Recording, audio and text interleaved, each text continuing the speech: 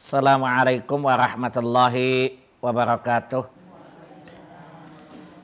Innal hamdalillah nahmaduhu wa nasta'inuhu wa nastaghfiruh wa na'udzu billahi min syururi anfusina wa sayyiati a'malina.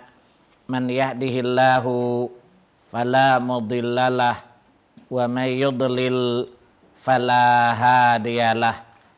Asyhadu an la ilaha illallah wahdahu la syarikalah wa asyhadu anna Muhammadan abduhu wa rasuluh. Allahumma shalli ala Muhammad wa ala ali Muhammad kama shallaita ala Ibrahim wa ala ali Ibrahim innaka Hamidum Majid. Ya ayyuhalladzina amanu taqullaha wa qulu qawlan sadida yuslih lakum a'malakum wa yaghfir lakum dhunubakum wa may yuti'illaha wa rasulahu faqad faza fawzan 'azima. Inna asdaqal hadithi kitaballah wa khairal hadi hadi Muhammadin sallallahu alaihi wasallam wa syarral umuri muhdatsatuha wa kulla muhdatsatin bid'ah wa kulla bid'atin dalalah wa kulla dalalatin finnar.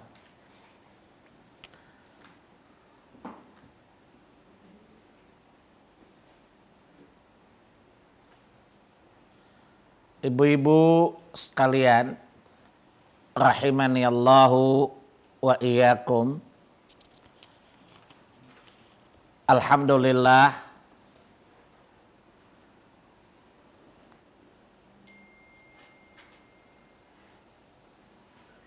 kita bisa bertemu lagi. Salawat dan salam atas qudwa hasanah kita Rasulullah sallallahu alaihi wasallam. Baik,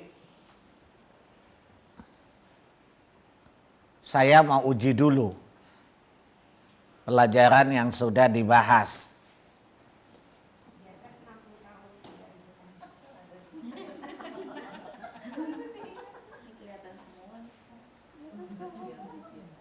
Yang 60 nggak ditanya, itu kan keputusan sepihak. Ya, itu mestinya sebagai murid yang baik diam aja. Apa keputusan guru diikuti. Oh, Bu Teti bilang ya nggak Pak, ngingatin, kan sama di mana-mana juga aturan ya. Baik.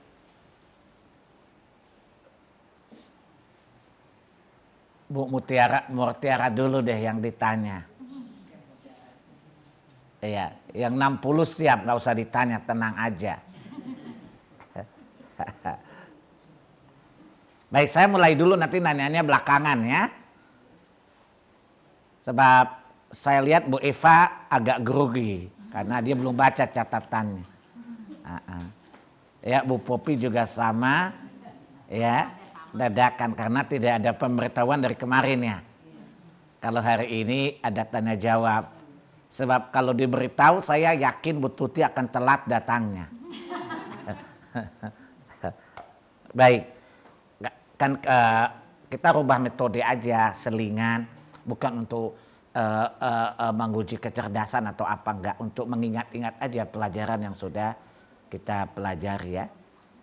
Kan toh sistem belajar kan semua orang sama pada hakikatnya ya.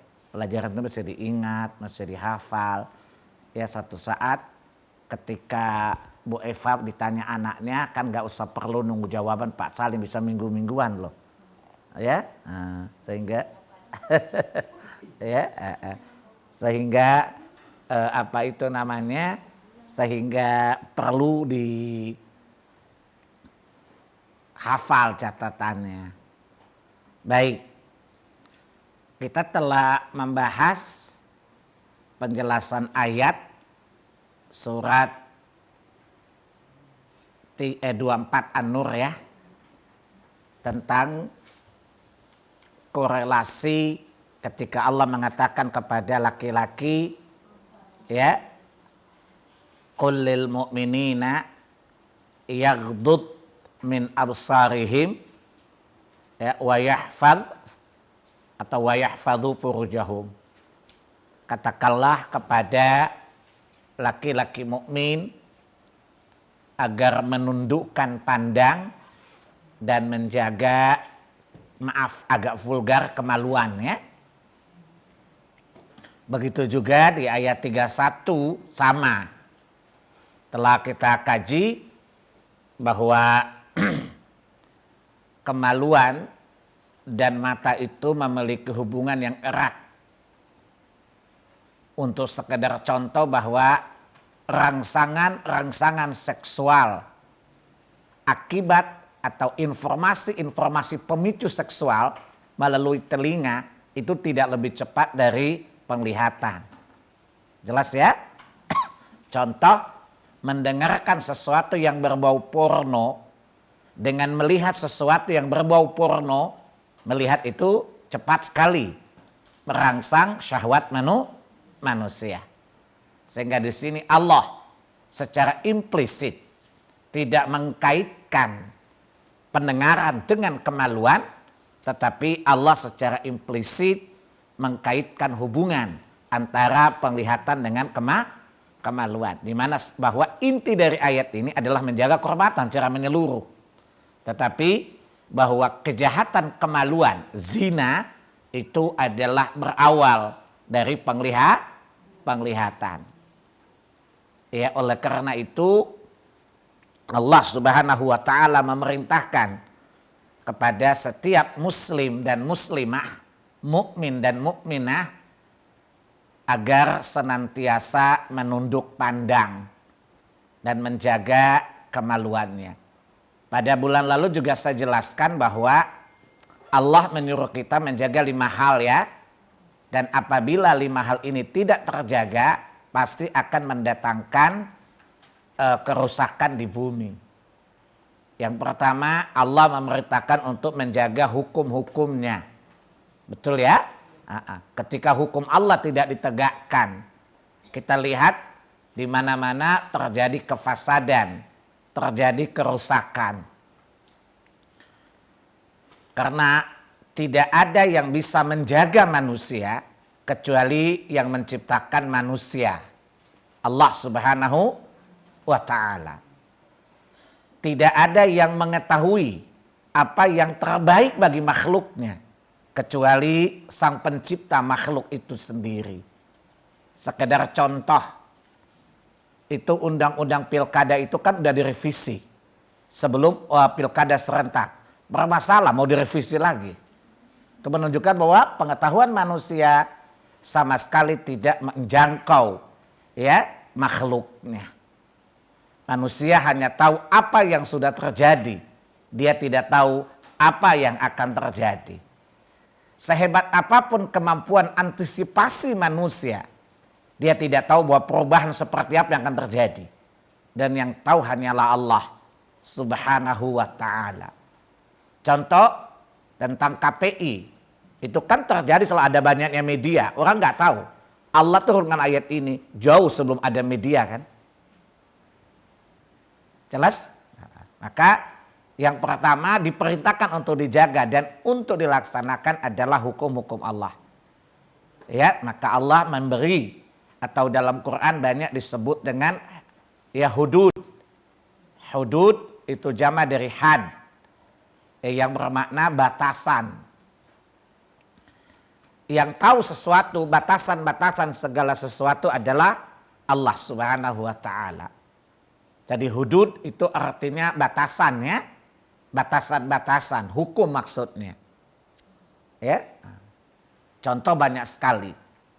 Ya, bayangkan contoh sederhana saja.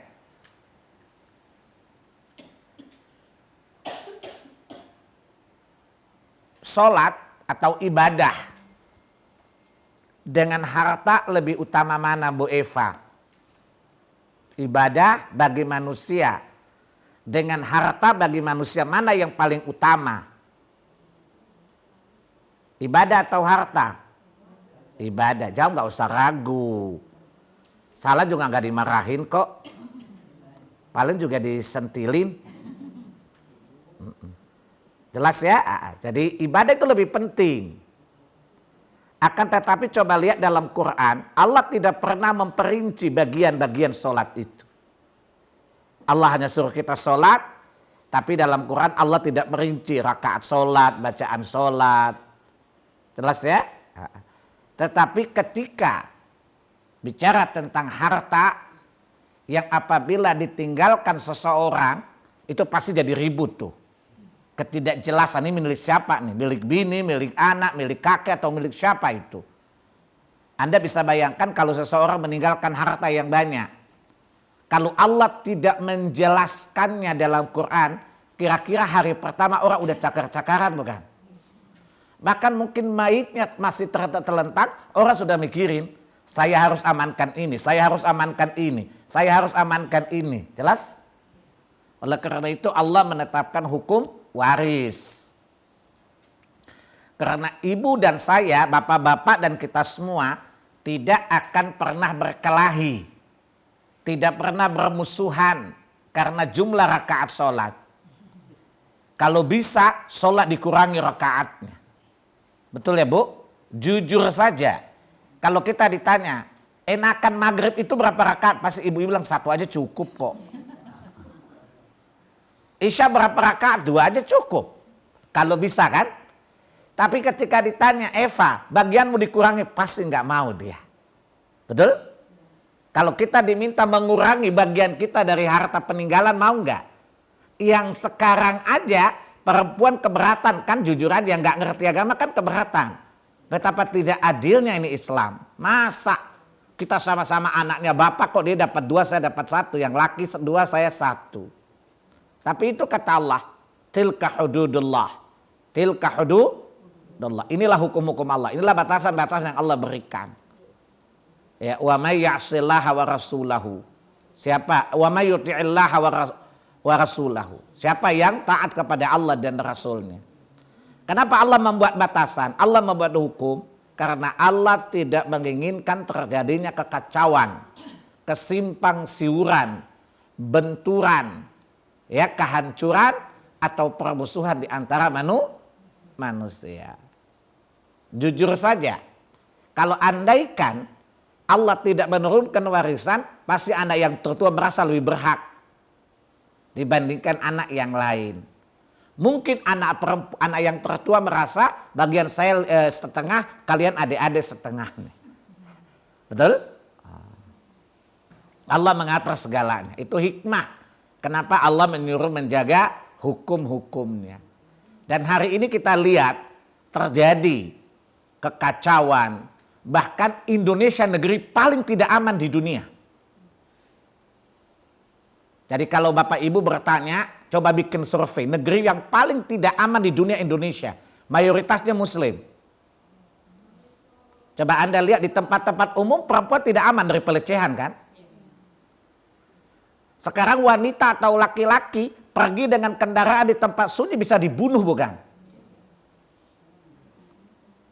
Ya, Anda menegur seseorang ketika berbuat sebuah kesalahan kecil, Anda menegur dengan sesopan pun tetap dibunuh juga kan?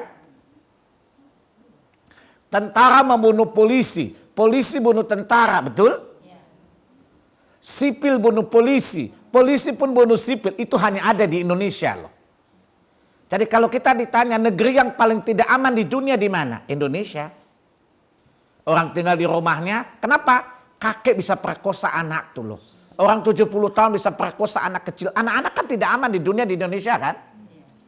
Coba hari ini kita bikin survei. Mana anak-anak di bawah umur yang banyak sekali mendapatkan pemerkosaan? Di Indonesia kan? Indonesia negeri paling tidak aman di dunia. Padahal mayoritasnya Muslim.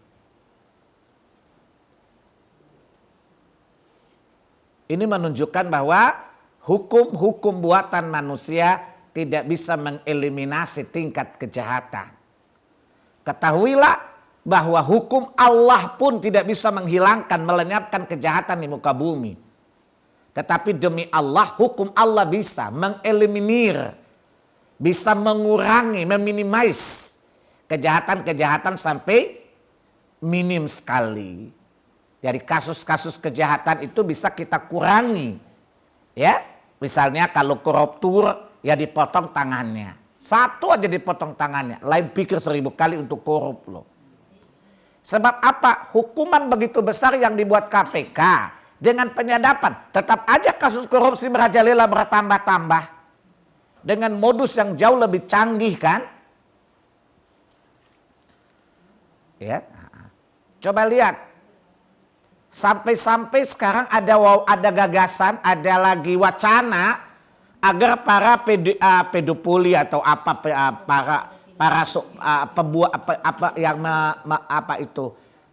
melakukan perundungan kepada anak-anak kecil itu mau dikebiri. Ya, banyak wacana dibuat. Ya, banyak wacana dibuat. Ya, semuanya demi alasan hak asasi.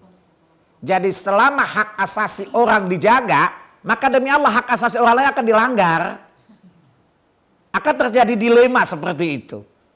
Ya, orang yang membunuh tidak boleh dibunuh. Alasannya apa? Karena dia punya hak hidup. Artinya apa? Berarti dia diberi kebebasan untuk membunuh orang lain, menghilangkan kehidupan orang lain. Padahal kalau kita pakai filosofi kejahatan sama dengan filosofi penyakit. Setiap orang kan setiap anggota tubuh kan berhak untuk hidup. Tapi ketika salah satu anggota tubuh kita rusak, mesti dibuang kan? Kalau tidak dibuang, dia akan merusak seluruh jaringan tubuh kan? Seperti itulah kejahatan. Tetapi hari ini atas nama HAM, ya tidak boleh membunuh orang. Karena dia punya hak hidup. Artinya apa? Dia boleh membunuh orang lain gak apa-apa kan? Artinya dia boleh menghilangkan hak hidup 1000 orang, dia tetap punya hak hidup juga kan?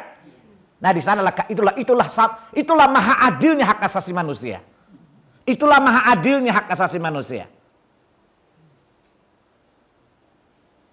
Maka terjadi kontradiksi. Jadi orang membunuh nggak boleh dibunuh, dia punya hak hidup. Saya pernah cerita kasus teman saya, sekarang bininya selingkuh. Lakinya bilang, siapa sih bawa di polisi? Ya salah. Makan, kepuasan seks kan hak dasar. Kalau misalnya di rumah kamu tidak sediakan makanan, ya dia boleh beli di warung dong. Kalau dia tidak puas sama kamu, dia punya hak juga dong untuk selingkuh. Kenapa kamu bawa ke polisi? Kan tidak adil. Bukankah itu hak dasar juga? Dan kamu tidak bisa memenuhi hak dasar dia kan? Apa yang salah kalau dia mencari suami lain? Atau dia berselingkuh? Saya kira sebagai pejuang hak asasi manusia harus mengakui itu. Dan itu resiko dari prinsip yang Anda anut. Dan saya bilang ke bininya, selingkuh 7 kali juga nggak apa-apa menurut HAM. Nah lakinya pun kemudian stres sekarang. Saya bilang Anda tidak adil kalau membawa bini ke polisi loh. Kenapa? Dia punya hak dasar. Kepuasan seks itu hak dasar. Jadi menghukum orang yang selingkuh juga tidak benar menurut HAM. Artinya apa? Tidak ada hukum, tidak usah semua orang bebas memenuhi haknya. Gak apa-apa. Ya, bila perlu HAM harus membatalkan semua hukum. Karena pada akhirnya hukum hanya membatasi atau mengurangi hak orang kan. Masuk penjara juga mengurangi hak kebebasan di luar bukan? Jadi menurut saya paling adil adalah HAM membatalkan semua hukum. Lalu orang berbuat sekehendak hatinya atas nama hak-hak dasar dia. Itu baru adil saya bilang. Jadi polisi dibubarin aja gak apa-apa. Orang mau lampu merah, kalau ditanya kenapa kamu berhenti? Ya hak saya dong menggunakan jalan, ngapain juga larang-larang.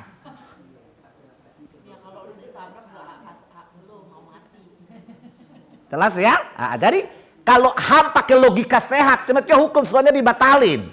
Karena hukum itu pada dasarnya membatasi kebebasan bukan? Orang di penjara pun sebenarnya tidak manusiawi kan? Karena orang punya hak kan apa? Bukan dikurung. Hak orang adalah harus berjalan memenuhi kebutuhannya, mencari nafkah untuk keluarganya. Apalagi kalau seseorang suami kemudian dikurung di penjara, bukankah hak-hak anak dan istrinya hilang? Maka saya bilang kepada penggiat HAM, yang paling adil adalah Anda bubarkan semua hukum dan kita berbuat sekehendak hati kita. Itu adalah HAM. Nah, lalu apa tadinya? Antara mamon manusia monyet dan monyet tidak ada bedanya. Sama-sama bebas berbuat sehebat hatinya. Jelas?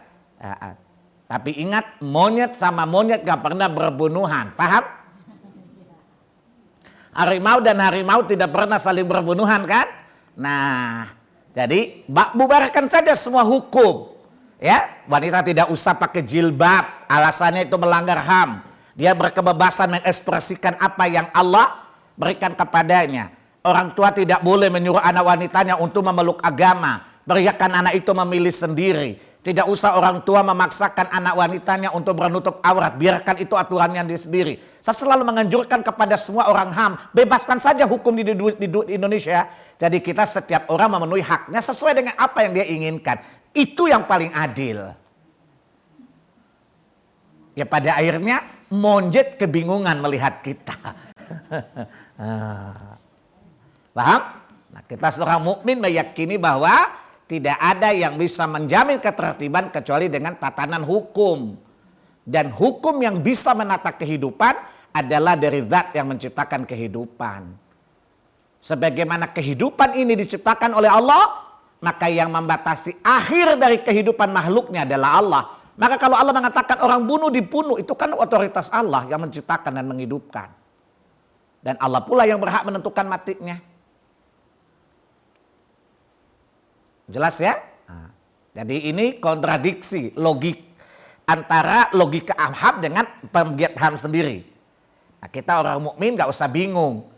Karena orang bingung adalah orang ketika tidak percaya kepada Allah. Ya, orang bingung itu adalah orang yang tidak percaya kepada Allah. Kemudian yang kedua yang mesti kita jaga apa? Lisan.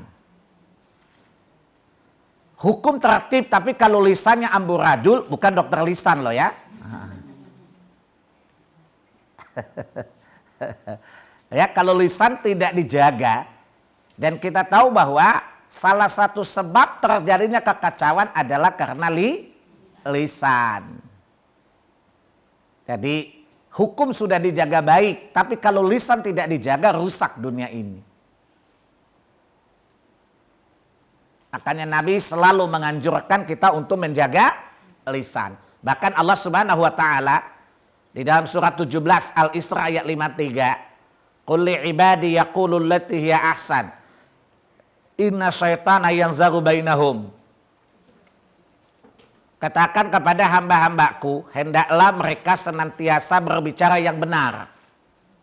Jadi lisan itu digunakan untuk yang benar.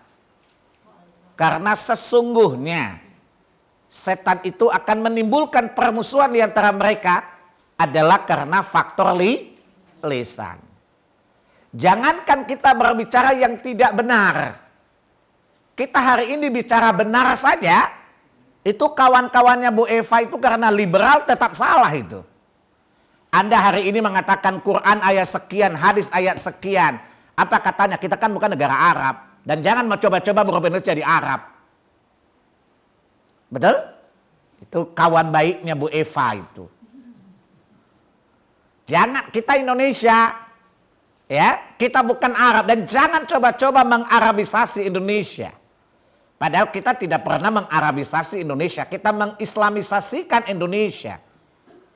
Maksudnya orang Nasrani tetap Nasraninya. Tapi bagaimana orang Islam mempraktekkan Islam kepada orang Nasrani. Ketika dia di tetangga, apa hak-haknya dia.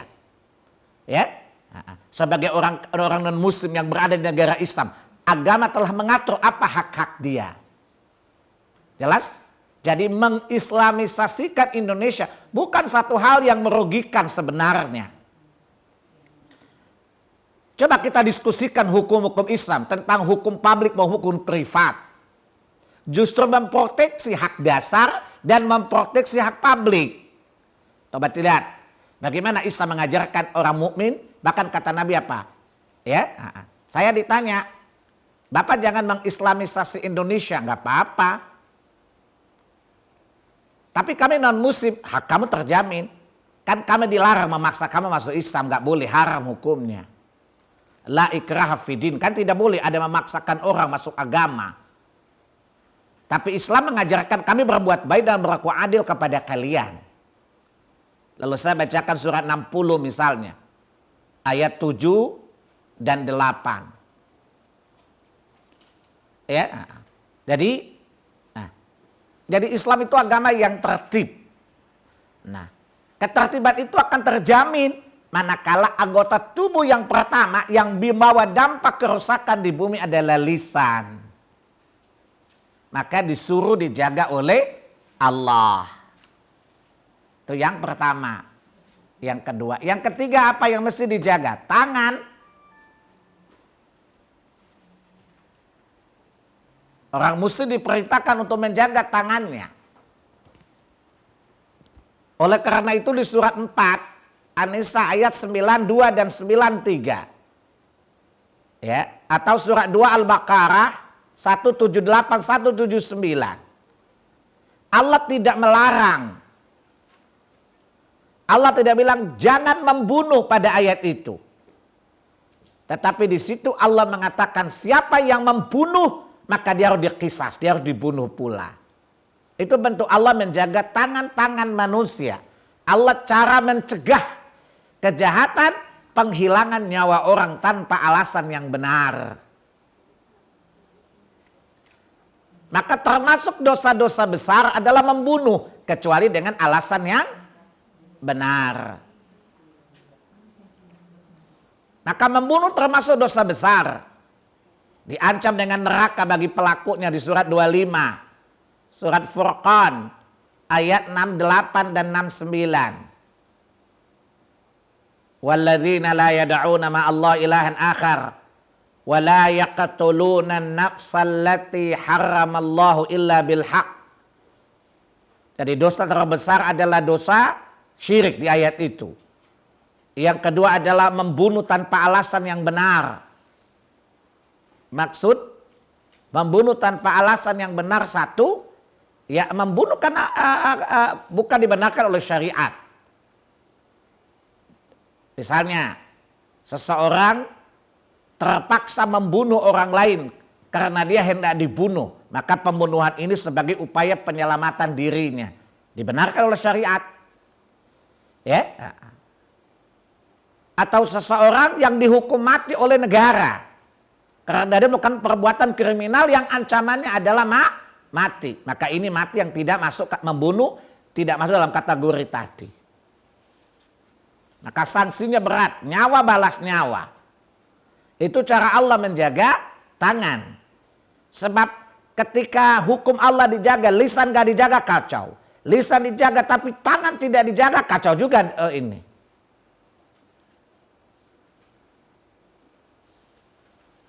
Yang ketiga adalah keempat, perut. Orang jadi korupsi karena urusan perut bukan? Jelas ya? Perut itu harus dijaga dari sesuatu yang haram. Maka dalam Quran banyak sekali Allah melarang tidak boleh makan riba. Allah melarang tidak boleh memakan harta dengan cara batil. Allah melarang tidak melakukan kecurangan dalam jual beli. Ya, Allah memerintahkan kita bersedekah. Sebab Allah memberikan rezeki kepada tiap orang itu kan berbeda. Banyak yang tidak tercukupi dengan apa yang dia peroleh. Supaya terjadi pemerataan yang mencegah adanya pencurian. Pencurian bisa mendatangkan pembunuhan juga, maka Allah wajibkan orang kaya berzakat, bersedekah dan sebagainya. Selain melarang memakan harta dengan cara yang batil. Karena orang bisa melakukan apa saja demi urusan perut. Kemudian yang kelima adalah kemaluan, mata dan kemaluan. Mata dan kemaluan itu satu jaringan ya. Coba ibu-ibu coba jelaskan kepada semua orang. Kalau 5 hal ini dijaga setiap musim, aman gak dunia ini?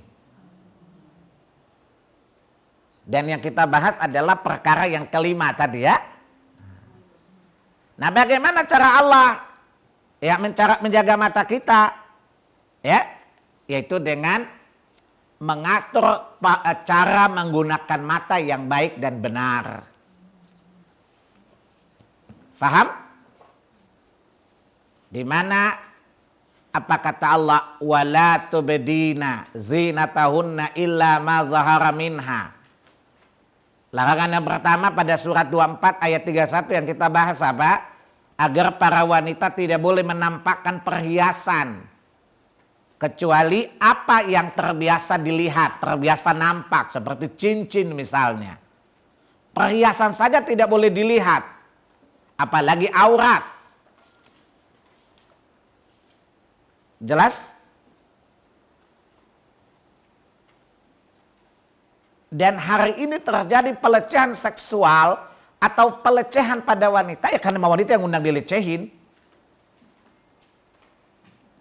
Coba kalau misalnya seluruh wanita muslimah di Indonesia berjilbab dengan jilbab yang syar'i.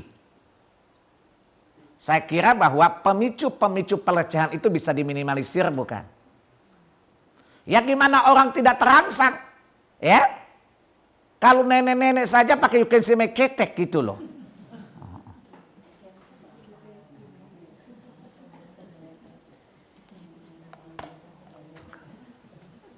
Coba tanya sama semua para psikolog sosial. Ya, andaikan semua wanita muslimah, mayoritas wanita kan muslimah. Maksudnya orang Islam.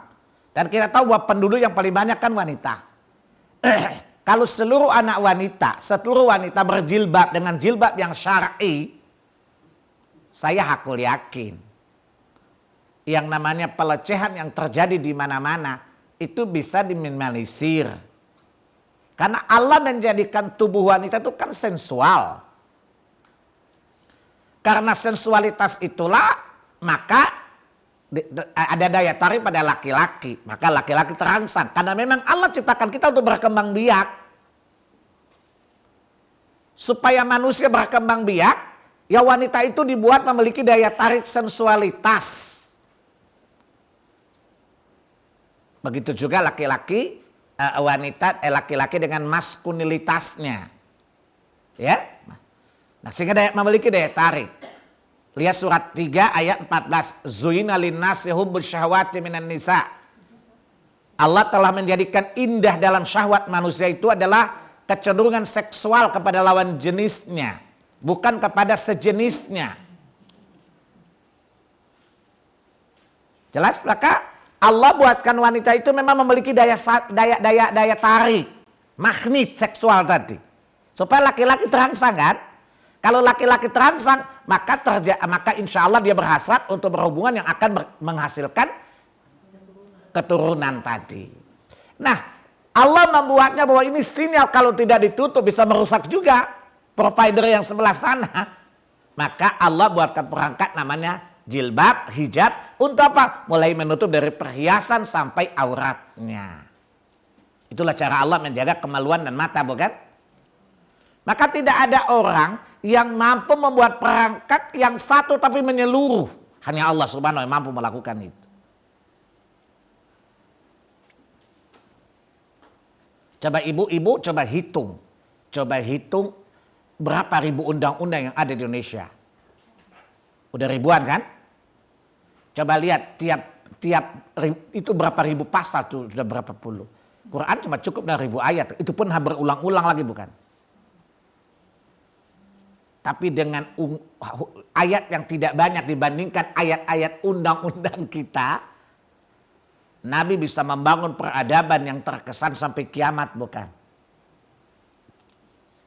Kenapa umat Islam tertinggal dalam peradaban? Ya karena dia meninggalkan agamanya.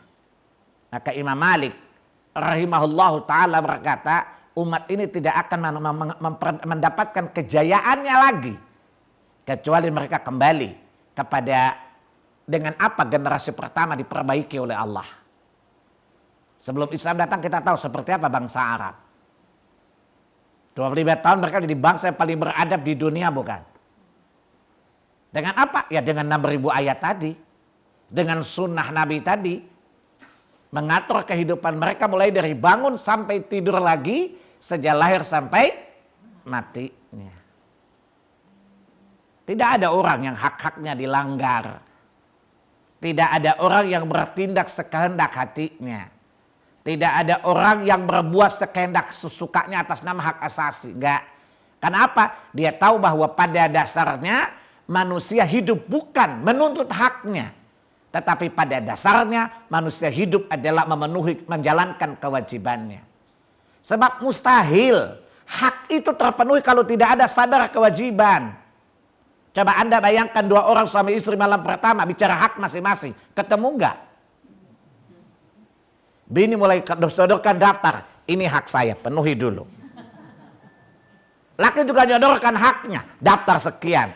Akhirnya apa? Udah kita kayaknya nggak ketemu deh. Udah malam pertama kita udah ini. Tapi coba. Ketika suami pada malam pertama mengatakan Allah berikan kewajiban sebagai suami. Ini wajib saya penuhi. Sampai hari kiamat saya diminta tanggung jawab. Istri juga gitu. Kira-kira otomatis hak kedua pihak akan terjangkau nggak? Tercapai kan? Jadi pada dasarnya manusia bukan hidup. Allah tidak pernah minta dia menuntut haknya. Nggak pernah. Cari sampai bulu-bulu itu nggak ada itu. Yang ada adalah Allah mewajibkan kita memenuhi hak orang lain. Faham? Faham tidak? Asas Islam adalah bukan menuntut hak. Nggak ada itu. Tetapi yang ada adalah kita wajib memenuhi hak orang lain.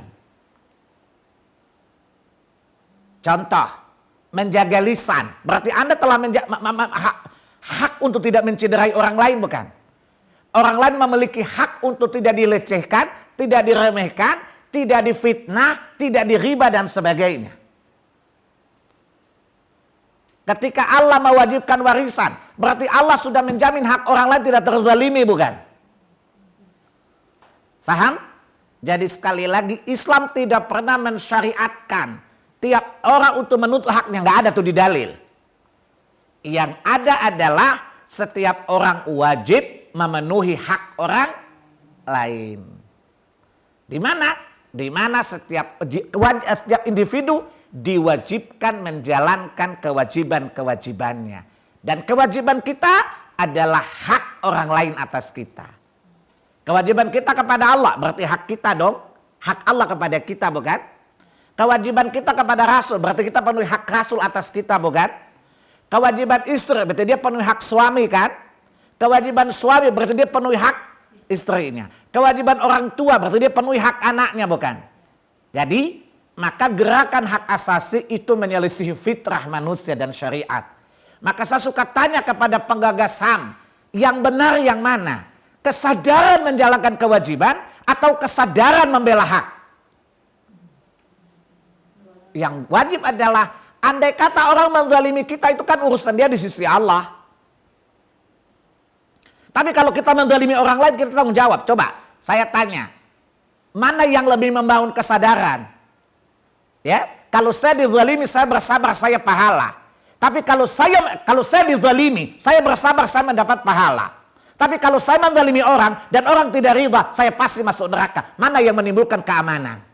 Kesadaran untuk tidak berbuat zalim kepada orang lain. Jadi orang selalu di mana-mana ketika bersinggungan, saya tidak boleh menzalimi orang. Saya tidak boleh menzalimi orang. Maka pasti adil. Bayangkan kalau gini, saya nggak mau dizalimi. Maka dia bisa berbuat zalim, bukan? Jelas? Semoga Allah meruqyah orang-orang yang HAM itu.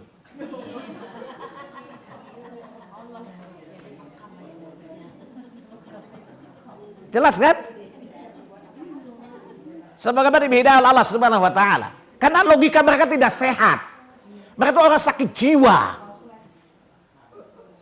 Ya, Jadi ibu-ibu kita perlu sampaikan kepada semua orang. Kepada orang Nasrani saya bilang, dalam Quran tidak pernah ada satu ayat mengatakan mintalah hakmu, enggak. Tapi dalam Quran memerintahkan setiap orang menjalankan kewajibannya. Karena antara manusia dengan Allah ada hak timbal balik. Hak Allah adalah diesakan, ditauhidkan. Hak Allah adalah diibadahi. Kemudian Allah berkewajiban memasukkan kita ke surga, itu hak seorang hamba. Hak Nabi, kewajiban hamba umat apa? Ya mengimani nabinya, mencintainya, haknya ada, bukan? Maka kewajiban Nabi kelak memberi syafaat kepada orang yang mentaatinya. Timbal balik ke hak. Antara sesama, saya diharamkan menzalimi orang lain. Setiap orang bertanya, selalu terbayang. Saya dizalimi, saya bersabar, saya masuk surga. Saya menzalimi orang dan saya tidak dimaafkan, saya masuk neraka. Mana yang berdampak ketakutan, menumbuhkan ketakutan?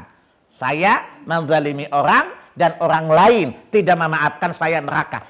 Sebagai orang mukmin itu akan menimbulkan efek pencegahan yang efektif, bukan? Bayangkan, saya punya hak hidup, saya harus bertahan hidup. Maka siapa? Ketika ada kecurigaan, sikat. Mati nggak orang semuanya? Karena dia punya hak hidup. Karena dia ingin mempertahankan haknya, sesuatu yang mencurigakan jadi ancaman, dia bertindak duluan. Bayangkan kalau semua orang berpikir untuk membela haknya, ada kecurigaan nggak?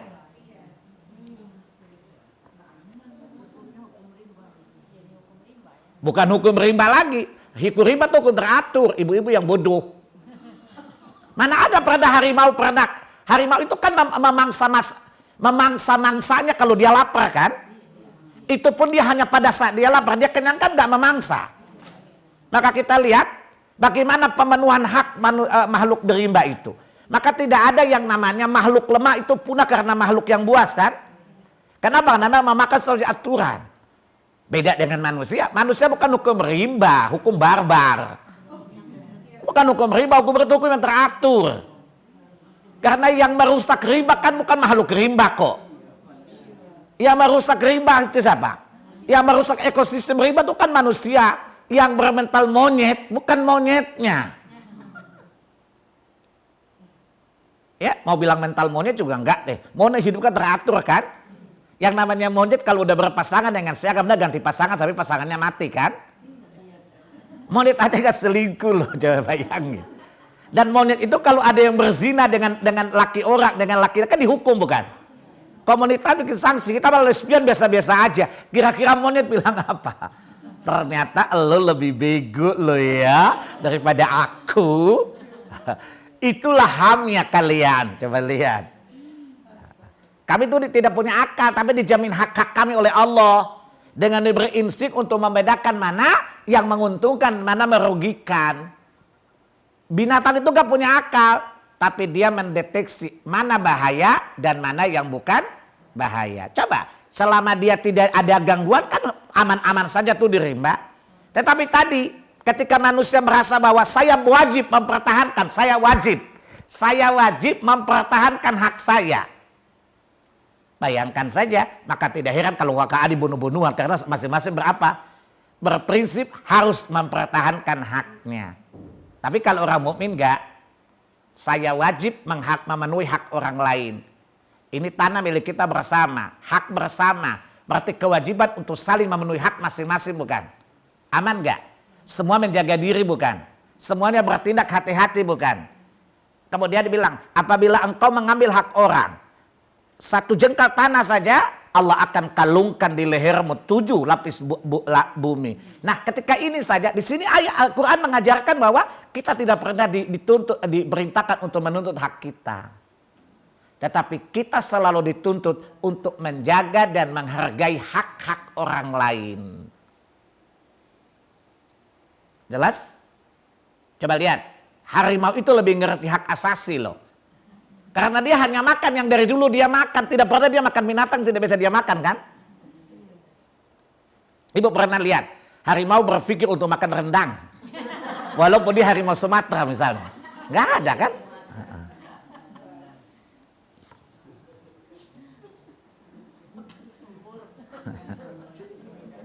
Nggak ada kan? Tertib nggak hukum Allah itu? Tertib. Sebagaimana ekosistem alam diatur oleh Allah dengan sunnahnya. Nah, salah satunya tadi saya bilang sampai perhiasan pun nggak boleh ditampakkan.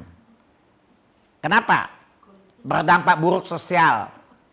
Satu, kalau Allah bilang perhiasan yang mungkin secara seksual tidak merangsang orang, apalagi yang merangsang seksual, tentu lebih haram untuk diperlihatkan. Itu hikmahnya.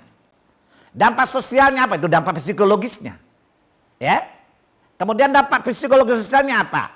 Kalau perhiasan ditampakkan bisa menimbulkan kecemburuan sosial juga. Terjadilah perampokan dan sebagainya. Allah suruh tutup. Coba lihat. Satu hukum tetapi menjaga keserasian, keselarasan berbagai aspek bukan?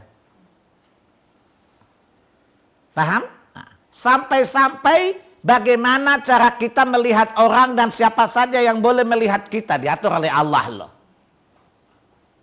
Sebab secara fitrah selama orang tidak mengalami kelainan, gak ada bapak terangsang dengan anak wanitanya kecuali bapak itu punya kelainan loh. Tidak ada yang namanya anak laki-laki itu terangsang dengan adiknya. Itu dari 1000 hanya 1. Tapi hari ini kita bisa dapatkan 100 dari 1000 kan.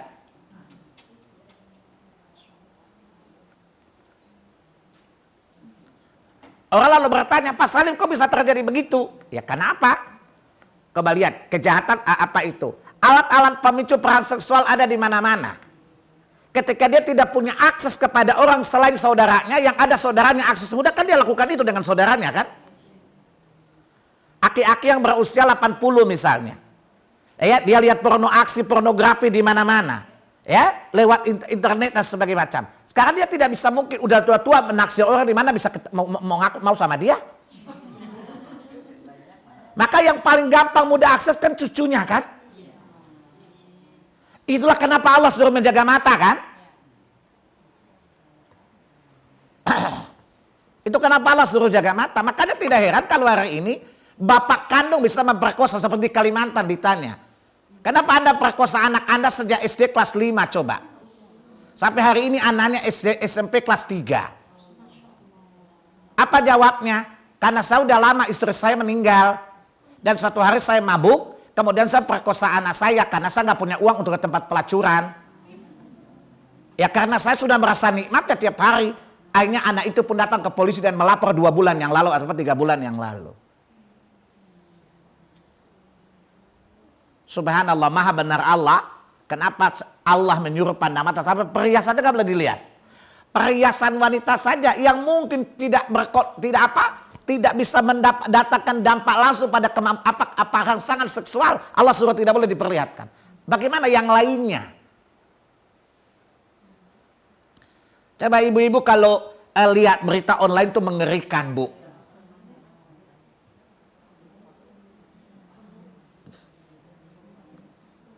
Ada lagi di Pekanbaru ditanya, kenapa bapak perkosa anak bapak? Soalnya istri saya sekarang cuekin saya, coba. Karena istri saya sekarang tidak, kalau saya minta begituan dia nggak mau. Ya udah, begitu dia ke pasar saya ambat aja anak saya, jawab dengan penuh.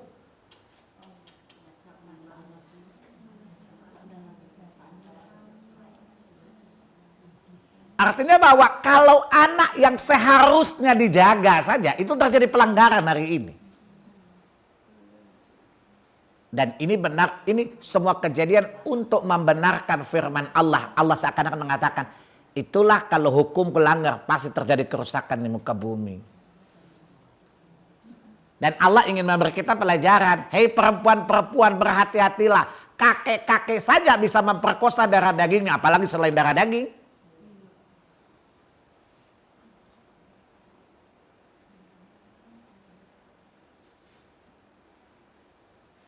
Di Bekasi nenek-nenek 70 tahun diperkosa sama tukang becak loh. Belum dengar ya? Kan ada sampai masuk pengadilan. Alasannya apa? Ya sama.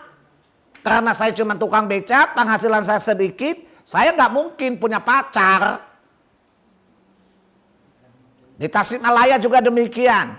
Anak berusia 18 tahun memperkosa nenek-nenek 68 tahun. Polisi nanya, kenapa kamu bisa perkosa nenek-nenek? Ya karena saya nonton film, saya tidak punya pasangan, ya saya datang aja sama nenek-nenek itu. Kebetulan dekat rumah katanya.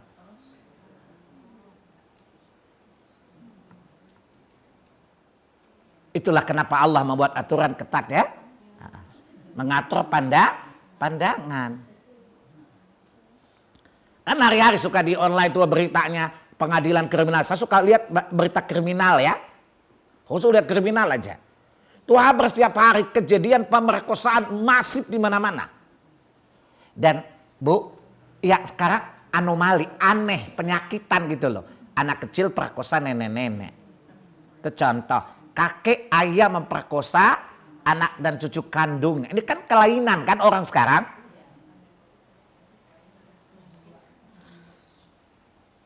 Jelas? Oleh karena itu diatur syariat itu. Sampai-sampai kata Nabi, bagaimana Nabi mau pencegahan? Tidak halal wanita mukmin satu selimut dengan wanita mukmin lainnya.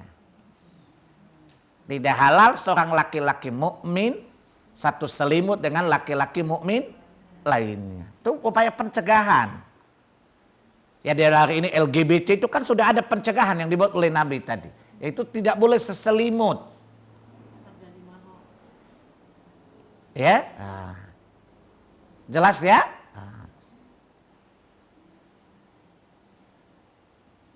Kemudian wanita muslimah, gimana? Apakah boleh membuka aurat kepada wanita non muslimah?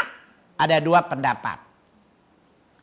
Yang rajih adalah yang pertama, bahwa wanita muslimah tidak boleh memperlihatkan auratnya kecuali yang boleh dilihat, ya, sama dengan laki-laki bukan mahram. Saya ulangi, wanita muslimah diharamkan memperlihatkan tubuhnya sama dengan kepada laki-laki yang bukan mahram. Itu pendapat yang pertama, saya jelaskan. Pendapat yang kedua berkata bahwa boleh wanita muslimah, wanita kafirah itu boleh asalkan hanya sebatas kepala dan tangan. Pendapat yang kuat adalah yang pertama. Berdasarkan bunyi ayat apa? Coba lihat surat 24 ayat berapa tadi yang kita bahas. Coba lihat 31-nya.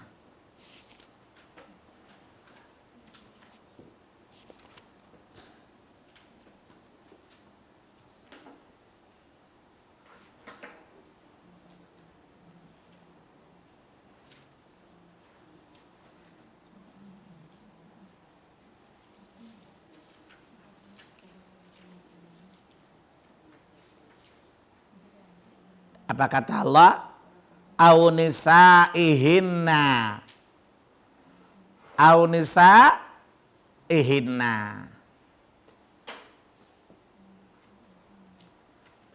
Dan perempuan-perempuan mereka, maksudnya sesama muslim. Itu tafsir yang rajih. Menunjukkan bahwa wanita-wanita kafirah, apakah itu kafir zimmi atau bukan, tetap tidak boleh melihat aurat wanita muslimah.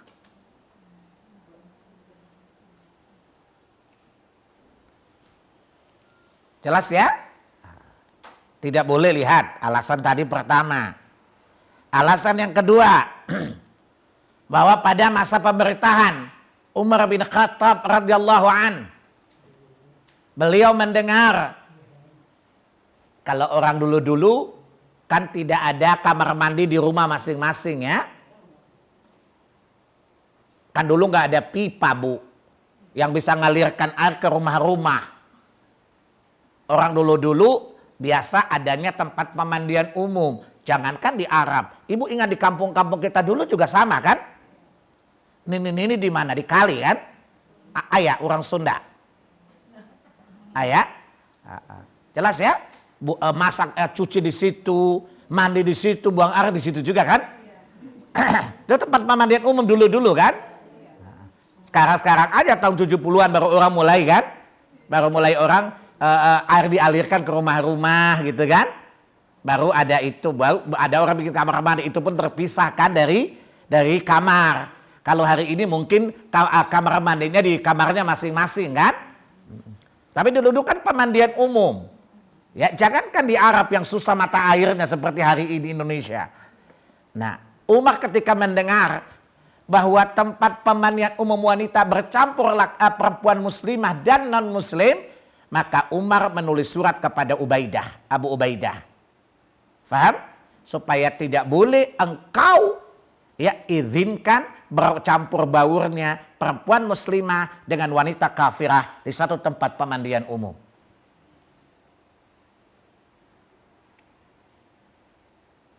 Artinya walaupun dia kafir kan sesama muslim. Sesama wanita kan? Ya beda lah. Tetapi aja nggak boleh menurut syariat. Kan kita nggak tahu rahasianya apa di balik itu semua, bukan? Pokoknya nggak usah nanya deh. Ibu juga ngelarang anak juga, anak nanya kenapa mah? Kayak contoh Bu Tuti. Anaknya kan udah remaja-remaja semua kan? Udah nikah semua, udah nenek-nenek lagi. Coba kalau dia bilang, nah nggak boleh gitu. Emang kenapa? Udah nggak boleh gitu loh. Anak nanya, kamu kurang ajar ya mama jelasin kok nanya-nanya sih. Ya kalau Bu Tuti aja nggak mau ditanya, apalagi Allah kan? Jalanin aja. Apa pendapat Bu Tuti? Yang mama bilang ini baik, padahal belum tentu baik.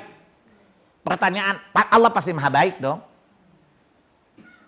Bahwa yang dapat sebuah larangan dari Allah dapat dijangkau hakikatnya oleh satu alasan. Tapi ribuan alasan kan tidak ada yang tahu kan.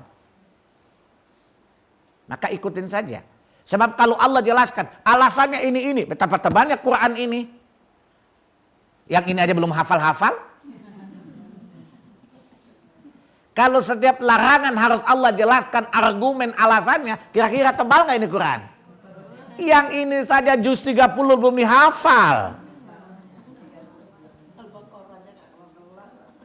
Jangankan Al-Baqarah ayat pendek aja dari dulu sholatnya Pak. Quartet cool. Kuliah kulhu gitu ya. Betul Bu Eva ya? Itu alasan yang alasan dari Quran. Yang kedua alasan surat dari Umar bin Khattab radhiyallahu anhu kepada salah satu gubernurnya itu adalah siapa? Abu Ubaidah bin Al-Jarrah. Ketika wanita-wanita mukmin dan non muslim satu tempat pemandian dilarang oleh Umar, tidak boleh satu tempat pemandian. Ya.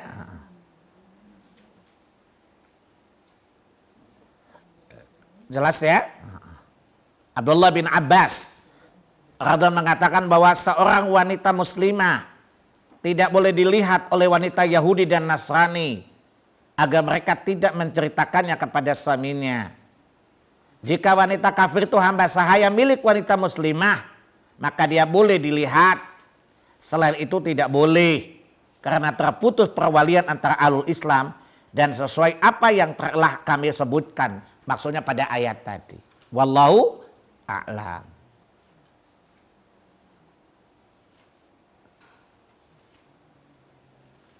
Jelas Bu?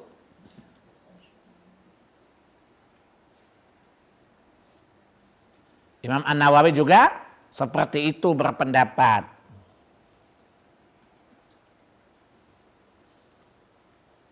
Coba lihat. Jadi Islam itu sudah mencegah. Jadi kalau orang bilang gini, itu adalah diskriminasi ya. Itu adalah diskriminasi. Jawab aja, ya terserah. Setiap agama kan punya aturan. Rakyat ini dituntut menghargai apapun undang-undang yang dibuat oleh DPR. Betul? Kalau Anda tidak setuju dengan undang-undang yang dibuat DPR, Anda ajukan saja ke Mahkamah Konstitusi.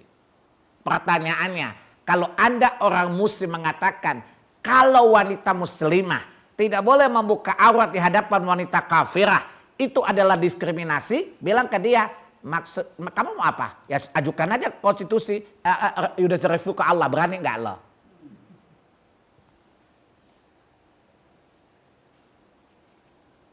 Kita dalam hari-hari saja coba ibu lihat. Ibu punya anak wanita, punya teman anak wanita. Yang ibu berkeyakinan kemungkinan akan terjadi yang aneh-aneh. Ibu melarang nggak anak ibu untuk bergaul dengan anak itu? Pertanyaan, ilmu Allah dan ilmu kita siapa yang meliputi segala sesuatu? Jadi tidak usah dengarkan. Kan yang bilang diskriminasi juga orang Islam juga kan? Jadi jawab aja, nggak usah berdebat panjang. Ya terserah kamu. Bahwa kamu katanya itu melanggar HAM. Kamu membantah saya menggunakan itu melanggar HAM juga. Hak saya untuk menjelaskan keyakinan saja. Kalau kamu terima diam, nggak usah protes. Kalau kamu protes melanggar hak saya dong. Kemudian kamu malah nyinyir atau merasa risih dengan pendapat saya, ya kamu melanggar HAM juga dong. Kan saya berhak untuk meyakini apa yang saya yakini, dan saya berhak menjalankan apa yang saya yakini. Selama itu kan tidak mengganggu kamu. Pertanyaan, kalau saya tidak ingin memperlihatkan aurat saya kepada wanita non-muslim, di mana mereka dirugikan? Kerugian apa yang ditimbulkan kepada mereka? Nggak ada dirugikan kan? Apa ruginya coba tanya? Tanya sama orang yang protes. Saya tidak memperlihatkan aurat saya kepada wanita non-muslim. Di mana kerugian mereka? Nggak ada kerugian apa-apa kan?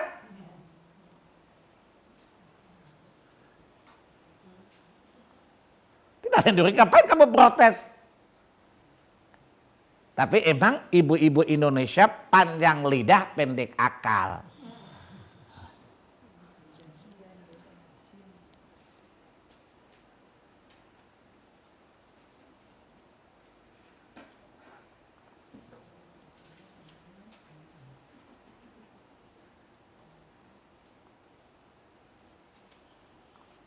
Jelas ya? Berikutnya, tadi telah saya jelaskan hadits riwayat Bukhari ya. La tubashirul mar'atul mar'ah. Seorang wanita tidak boleh tidur bersama dengan wanita lain.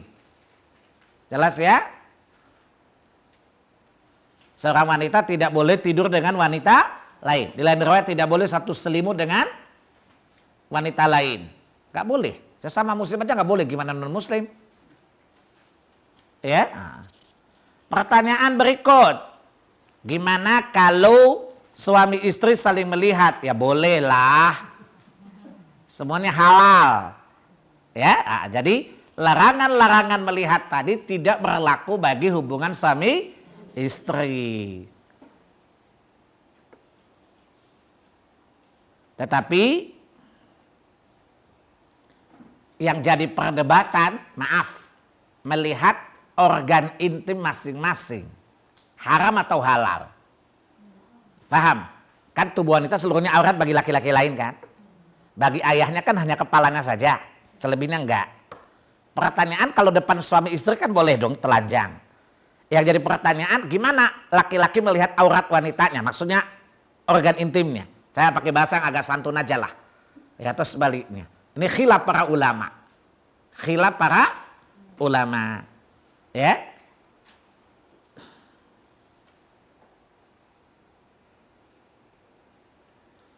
Imam Syafi'i dan sebagian ulama mengatakan melihatnya adalah makruh, tidak sampai haram ya.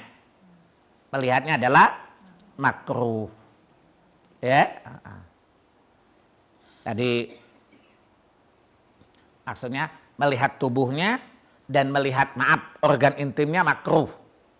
Ya, kalau mazhab Malik mengatakan melihat tubuh yang lain nggak apa-apa, tetapi melihat organ intimnya adalah makruh. Ya, tidak sampai haram, dibenci maksudnya. Ya, ini mereka berdasarkan hadits Aisyah radhiyallahu anha. Ya, akan tetapi hadits ini dhaif. Ya, ma'raitu min Rasulillah sallallahu alaihi wasallam wala ra'ahu minni. Aku tidak melihat. Di sini tidak bilang lihat apa, maksudnya apa? Aku tidak melihat organ intim Nabi, dan Nabi tidak melihat organ intim saya. Tapi sayang hadis ini dhaif. Yang kedua, ya hadis dari Rasulullah SAW, an-nazaru ilal farji, ya yurithu tamas.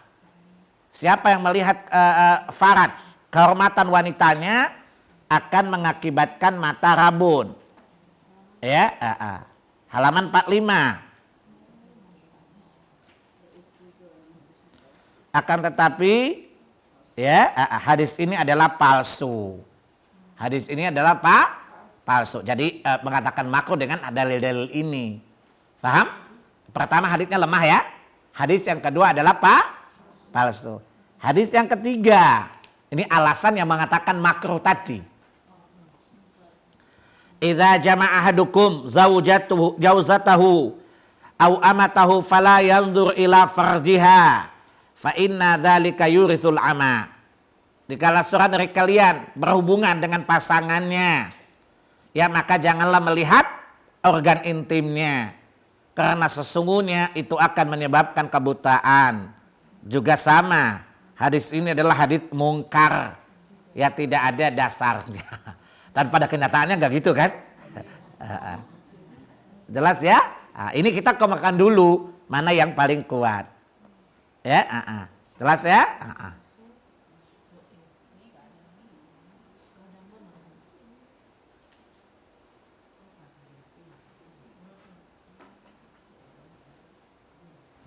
Yang kedua adalah pendapat Hanafi dan Hanbali membolehkan ya suami istri memandang aurat satu sama lain. Ya, akan tetapi mazhab Hanafi mengecualikan, tapi lebih baik kalau tidak melihat. Ya, jadi keduanya membolehkan pada dasarnya, tidak makruh, tidak haram, tetapi tidak melihatnya lebih baik. Alasan mereka ya pertama dengan surat Al-Ma'arij atau surat 23 juga sama ya. Atau lihat aja surat berapa? 23 aja juga boleh karena itu redaksinya sama ya. Udah ketemu belum? Ayat 5 dan 6 sampai ayat 7.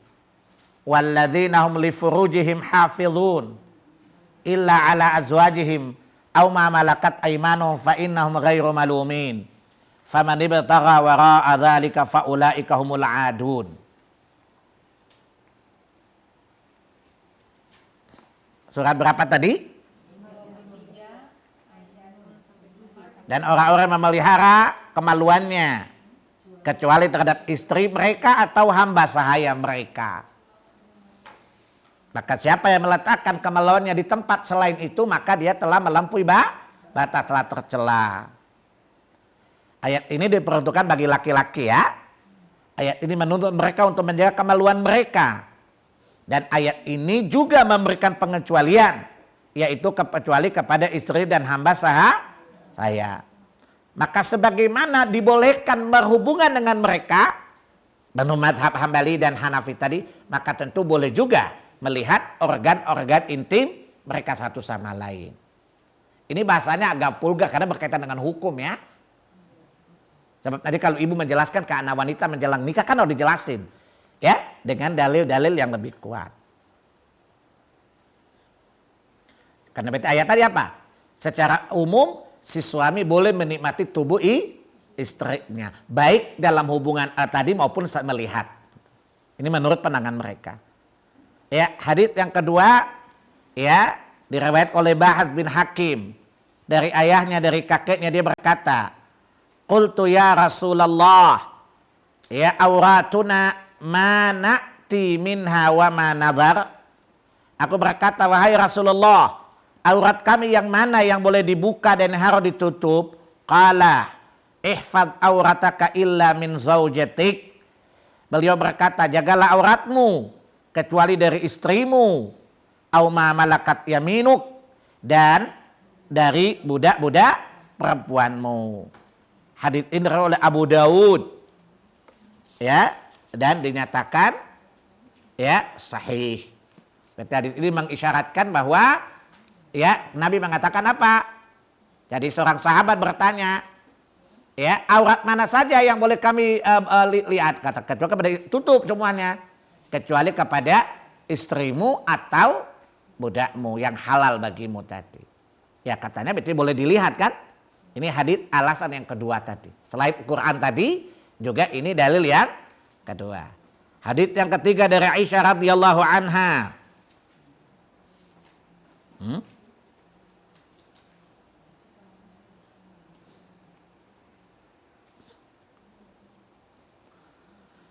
Kuntu aktasilu ana Rasulullah sallallahu alaihi wasallam min ina'in wahid. Wa kuntu aqul ya baqili wa huwa yaqul baqili. Aku pernah mandi bersama Rasulullah sallallahu alaihi wasallam dalam satu bak mandi berdua. Aku mengatakan, sisakan airnya untukku. beliau berkata, sisakan airnya untukku juga. Hadis ini diriwayatkan oleh An-Nasa'i.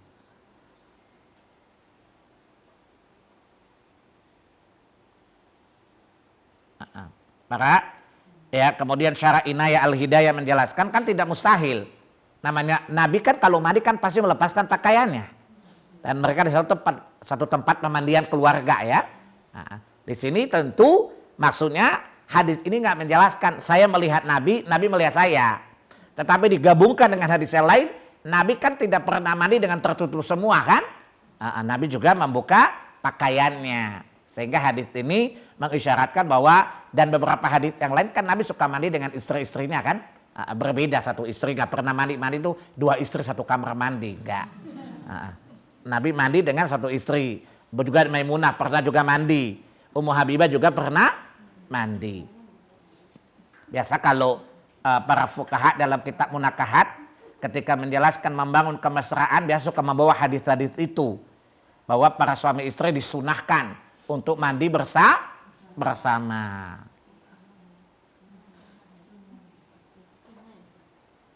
Jelas ya? Faham ya?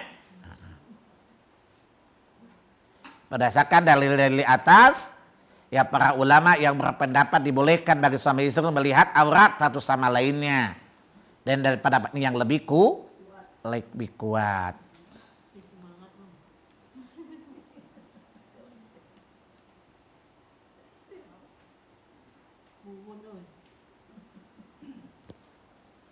Jelas ya? Dan seterusnya. Pertanyaan, bagaimana dengan wanita yang dipinang? Boleh nggak dia melihat laki-laki yang meminangnya? Kita tahu jelas boleh. Dalam atau nazar namanya. Jelas ya? Jadi wanita yang dipinang kata Nabi suruh pergi lihat. Maksud Nabi, ya kata Nabi apa? Ya. Undur ilaiha fa innahu ahra'an yu'dama bainakuma. Pergilah lihat wanita itu. Karena dengan melihatnya terlebih dahulu membuat pernikahan kalian lebih langgeng. Maksudnya apa? Kalau misalnya dari awal dengan melihat hadis ini bahwa ketika para sahabat, salah seorang sahabat berkata bahwa dia hendak menikah dengan fulanah, kata Nabi sudah lihat dia belum? Dia bilang belum, kata Nabi pergi lihat. Maka nazar laki-laki yang meminang perempuan itu dibolehkan. Jadi bukan beli karung dalam kucing loh. Kata Nabi lihat ya. Supaya dari awal, ya kalau tidak setuju dari awal kan. Jangan pas begitu menikah, sebab dia diputuskan sebelum menikah kan bebannya berbeda dengan janda. Beban sosial mana yang berat? Dilihat nggak jadi gitu. Terus dia nggak jadi diminta. Dengan orang dinikahi baru dicerai, telah ketahuan ada cacatnya. Mana yang beban psikolognya lebih berat? Jadi dua-dua betul-betul lega kan? Oh ini layak, ini nggak layak gitu. Ya daripada udah tawakal aja. Kita pasrah, ternyata pada saat itu ternyata cacatnya sangat fatal misalnya. Ya, maka kata laki-laki, aduh maaf saya tidak bisa melanjutkan hubungan ini karena dulu perkiraannya nggak segini gitu. Jelas ya? Maka itu dibolehkan dalam syariat. Jadi itulah beberapa hal yang berkaitan dengan pandang memandang. Paham? Jadi oke, suami istri boleh. Paham? Yang boleh lihat siapa? Saya ulangi. Ayah kandung. Itu pun hanya sebatas kepala. Ya, jangan karena ada ayah terus pakai yukensemekete nggak boleh juga. Pakailah sampai segini. Jadi yang ini terlihat nggak apa-apa perhiasan tadi kan? Sebatas ini. Ya, ayah, anak laki-laki, saudara laki-laki, anak laki-laki dari saudara laki-laki, anak laki-laki saudara perempuan. Ya. Begitu juga dengan budak atau budak laki-laki yang tidak punya syahwat anak laki-laki belum mengerti tentang aurat wanita. Nah, jadi hijab itu berkaitan dengan aurat. Di surat tadi apa? Kata Nabi, anak laki-laki yang belum mengenal aurat wanita. Faham? Nah, berarti hijab itu berkaitan dengan aurat, bukan dengan hati. Jadi kalau orang mengatakan, oh nggak usah pakai jilbab, nggak usah berhijab. Yang penting kan hatinya, jawab, ini orang nggak waras akalnya. Karena berhijab adalah berkenaan aurat. Aurat adalah anggota luar yang tidak boleh dilihat oleh yang tidak berhak melihatnya. Faham? Maka Allah syariatkan berhijab. Adapun hati sudah diselimuti lemak, daging dan kulit. Apa yang mau ditutup? Dan cari sampai bulu-bulu rontok, tumbuh lagi rambut, tumbuh lagi. Tidak ada ayat jilbab hati. Itu hanya ada diucapkan oleh orang Indonesia, oleh seorang fulan misalnya. Maka tanya sama dia, ayat jilbab hati di surat berapa, ayat berapa, hadis riwayat siapa? Kalau dia bilang, ini adalah kata saya, berarti Anda nabi palsu dong. Wong nabi aja tidak pernah bilang, gak usah tutup aurat luar, yang penting hatimu, Anda lebih hebat dari nabi dong. Sebab kalau bicara hati berjilbab dengan takwa, pertanyaan apakah istri profesor tadi lebih takwa daripada istri nabi? Tetap aja sudah berhijab, pakai apa lagi? Pakai niqab lagi kan? Kalau istri nabi yang hatinya bertakwa saja berhijab, apalagi selain istri nabi. Faham? Maka pendapat yang mengatakan berhijab tidak usah, yang penting hatinya berhijab, satu tidak ada dasarnya, kedua sangat tidak masuk akal. Dan ini menunjukkan orang yang ngomong tidak punya akal. Bukan telmi, kalau telmi itu punya akal, cuma telat mikir. Ini kan punya akal. Jelas ya?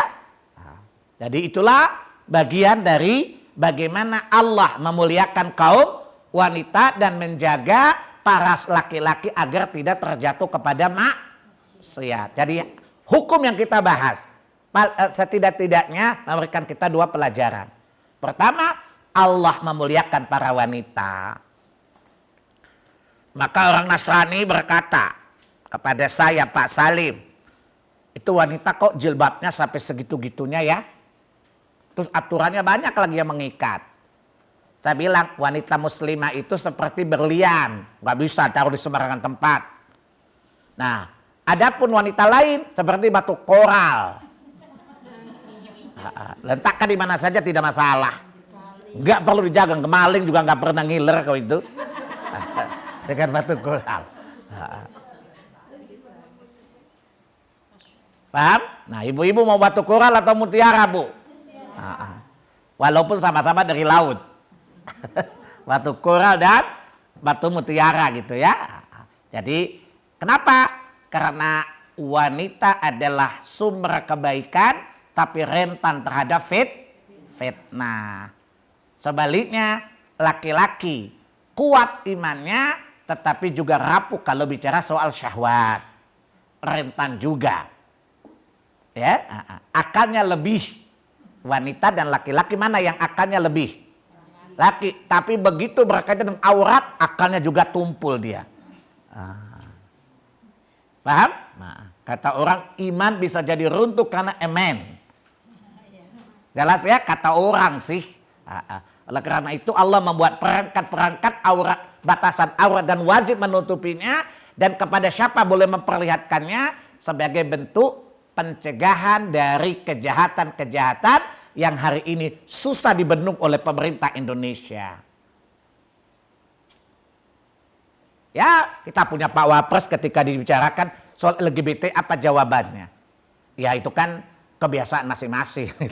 Ya pemerintah nggak mungkin larang gitu loh. Kata Pak JK ya, itu kan ada orang itu punya hak masing-masing. Tidak bisa pemerintah melarang. Akan tetapi tiap-tiap orang tua itu kan penyimpangan itu. Seharusnya setiap orang tua mencegahnya. Itu artinya Pak, omongan Pak Yusuf Kalla benar 100%. tapi menunjukkan beliau sebagai presiden juga bingung perangkat apa yang bisa mencegahnya. Jelas ya. Di satu sisi beliau menganjurkan nasihat yang baik, tapi satu sisi tanpa sadar Pak Yusuf Kala bilang pemerintah Indonesia bingung bagaimana mianu caranya ini. Saya bilang andai ketemu saya bilang Bapak bicaranya benar itu, kembali kepada orang tua masing-masing. Tapi Bapak memberi isyarat juga yang investasi saja kita lagi pusing. Ya segala macam kita sudah pusing bagaimana mikirin LGBT.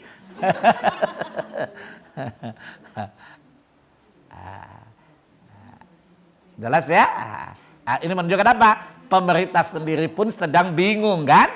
Penyelesaiannya seperti apa? Ingat bahwa ini kan adalah buah dari kesalahan kan? Bahwa LGBT itu kan buah dari sebuah kesalahan. Jadi ini tidak ujuk-ujuk Bu. Dia datang dari satu kesalahan sistem. Baik sistem pertahanan keluarga ataupun sebuah sistem pertahanan negara. Yang kemudian kenapa begitu lemahnya pendidikan, sistem pendidikan keluarga, kemudian lemahnya aturan hukum negara, maka terjadilah penyimpangan ini mendapatkan tempat dan ruang secara bebas. Jelas ya?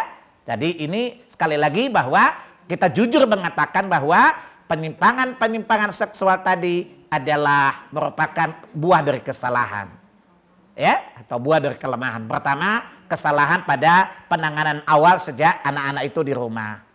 Yang kedua, kesalahan pada penanganan sistem hukum kita. Ya kita berdoa semoga Allah berikan hidayah kepada Pak Jokowi dan Pak JK memikirkan bahwa LGBT itu adalah secara sistematis orang Yahudi. Ya, dan tidak negara barat untuk merusak negara mana saja. Paling tidak 3 hal. Pertama, memunahkan generasi. Jadi ada upaya pemunahan generasi baru.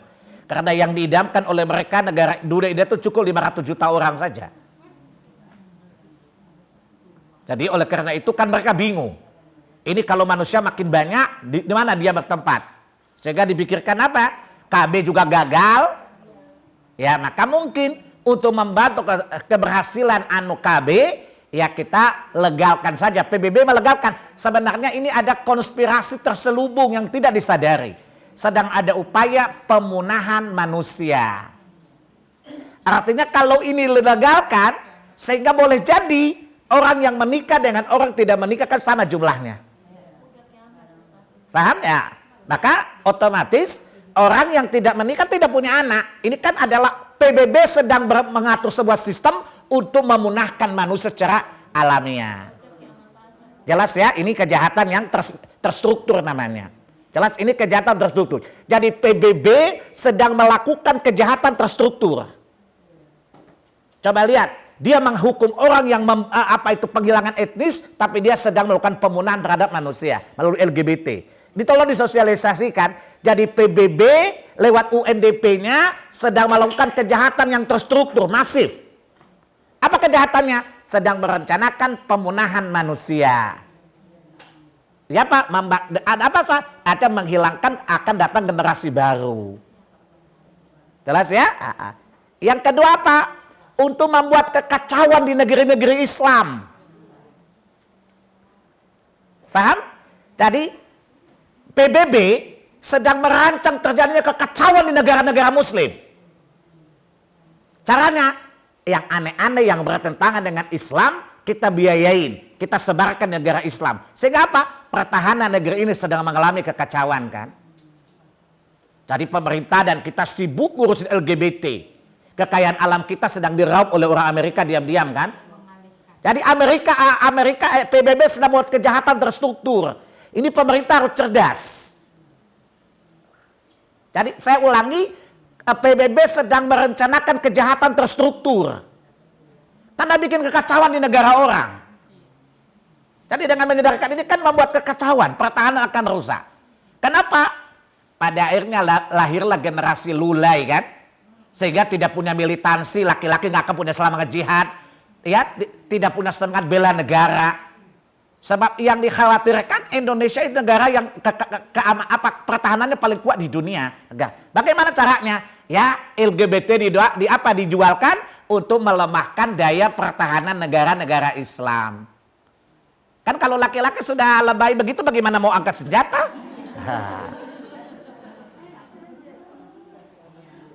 Jelas? Nah, jadi kita harus tuduh PBB. PBB sedang melakukan kejahatan terstruktur. Paham ya? Ini harus diajarkan kepada semua di sekolah. Paham? Bahwa sekali lagi PBB dengan melegalkan gay dan lesbian telah membuat kejahatan terstruktur pada 3 aspek tadi. Pertama, dia sedang ada merencanakan untuk pemunahan manusia. Sebab kalau lahir baru dimatikan kan itu pasti dihukum. Jadi ada rencana memunahkan manusia. Caranya apa? Supaya orang tidak perlu nikah legal yang akan melahirkan generasi baru. Jelas ya? Yang kedua apa? Menimbulkan kekacauan yang berdampak pada ekonomi dan sistem keamanan satu negara. Jadi sekali lagi PBB lah sumber kejahatan yang masif tadi. Jelas ya? Yang ketiga apa? Melemahkan pertahanan negara-negara Islam. Kalau laki-lakinya sudah lebay kayak gitu, ya bagaimana mau angkat senjata? Kalau tangannya melambai-lambai begitu. Jelas ya? Emang sengaja dibuat. Jadi ini sekali lagi sosialisasikan PBB sedang melakukan kejahatan secara terstruktur. Kalau saya Presiden Indonesia, saya akan pimpin negara OKI keluar dari PBB. Menyatakan sikap. Kenapa? Anda memperjuangkan HAM tanpa pernah memikirkan bahwa kami orang Islam punya agama dan hak juga untuk hidup di dunia. Anda selalu memaksakan kehendak dan negara Islam suruh ikut kepada Anda. Terus apa orang Islam tidak punya hak untuk menjalankan agamanya?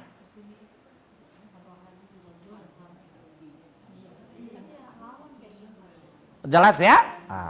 Baik, saya kira cukup pelajaran hari ini. Bagian udah selesai.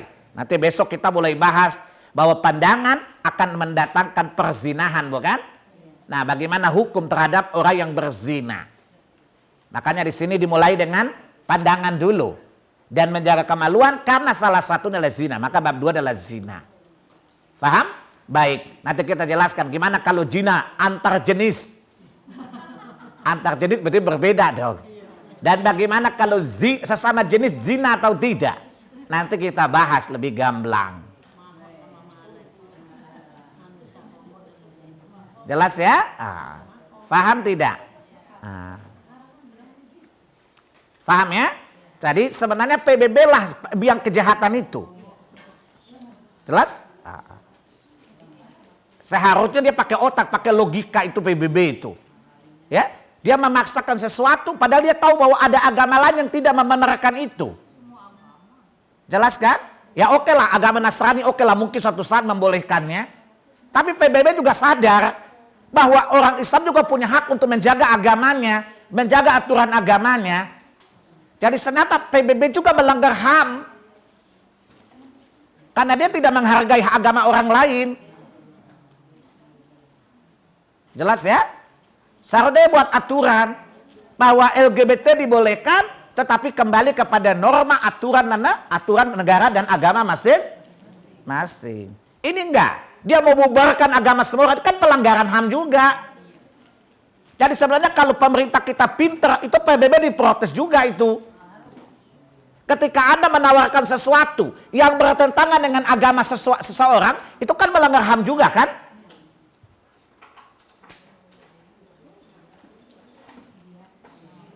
Jelas? Jadi PBB sedang merancang sebuah kejahatan terstruktur. Itu yang dikampanyekan harus. Jelas ya? Yaitu paling tidak 3 hal tadi akan terjadi tadi. Ya, ada upaya pemusnahan manusia. Itu kan secara struktur itu. Paham? Nah, kalau KB mungkin agak lama. Paham? Nah, yang ada kita hidupkan. Nah, di mana ada Perdana Menteri mana mengumumkan gay kawin dengan pasangannya kan? Ya otomatis gak punya anak dong. Nah, jadi kalau ini dilegalkan berarti yang menikah lawan jenis dengan menikah sejenis mungkin akan sama banyaknya. Boleh jadi laki-laki yang gay itu bisa melahirkan anak 10 kan? Boleh jadi kan? Tetapi karena dia gay kan hilang dong 10 anak. Paham? Ini aja bahwa tolong dijelaskan ke semua orang, PBB telah melakukan kejahatan yang struktur. Yaitu apa? Upaya pemusnahan manusia lewat LGBT. Yang kedua, PBB telah merencanakan kekacauan di negara-negara muslim. Dengan menyodorkan sesuatu yang bertentangan dengan agama mereka. Mereka sibuk menyelesaikan urusan internal. Yang pada dasarnya yang didrop oleh PBB kan. Yang ketiga apa?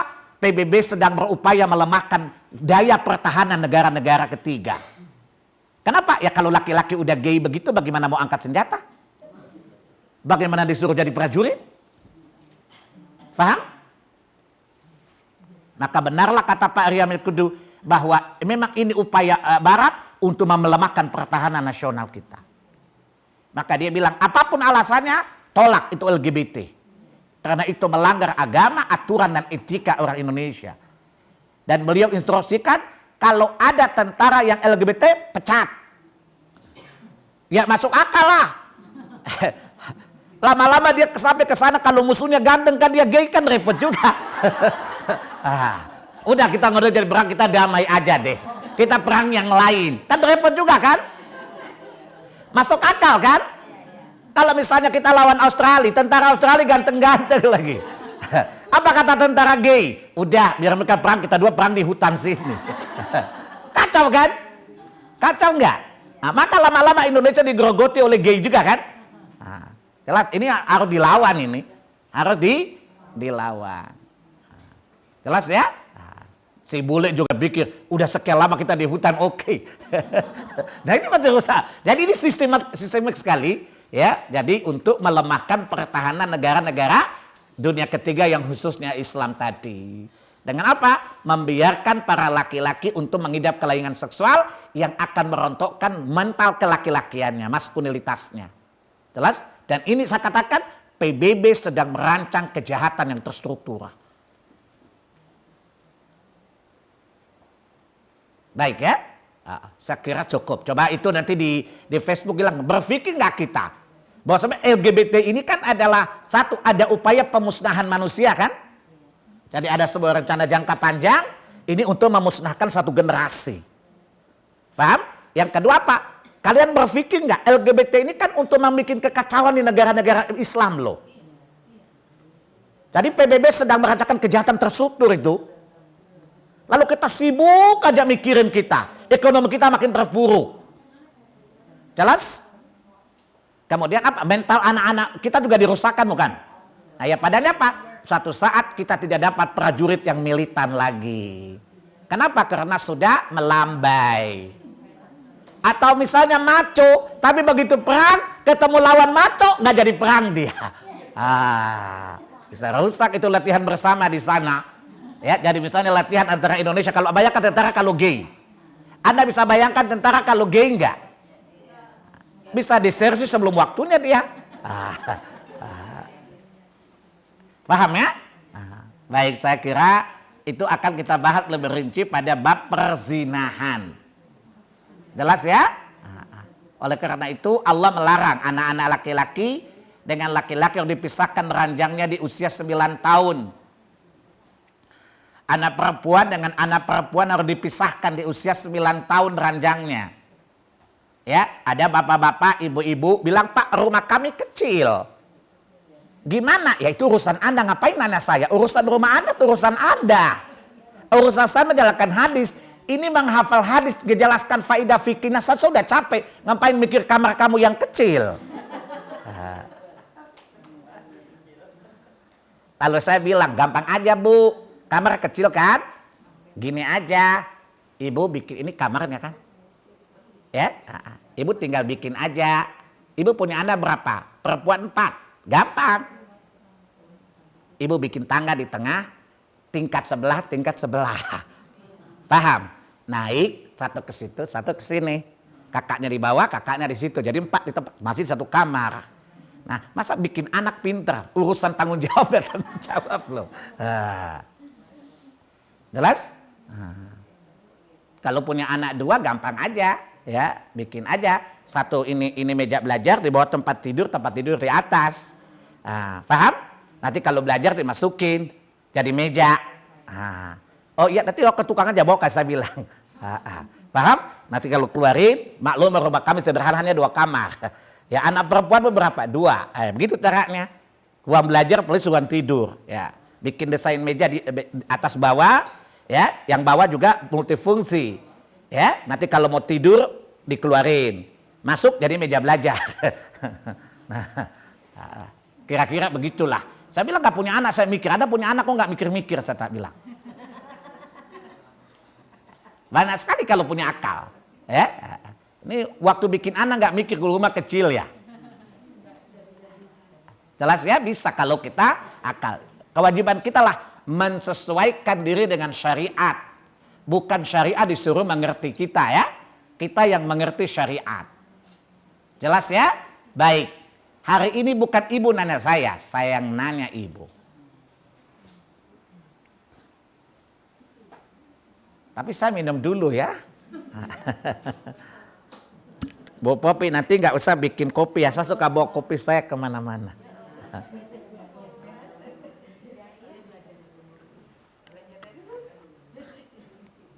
Ya, karena kopi saya beda sih campurannya.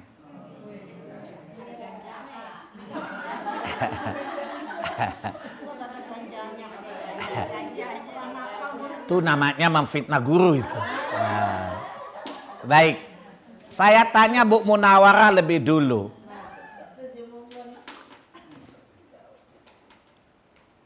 Baik, dulu saya pernah menjelaskan bahwa 5 hal yang harus dijaga, tadi diulang lagi. Yang pertama adalah menjaga hukum-hukum Allah. Dulu saya jelaskan dalilnya. Tadi saya tidak jelaskan dalilnya karena itu menjadi salah satu pertanyaan. Nah, silakan Ibu jawab dalilnya apa ya? Ini Bu Munawarah jawab atau tidak? Lupa ya? Lupa. Bu Shanti yang punya rumah. Sebab yang usul saya suruh tes nih Bu Shanti.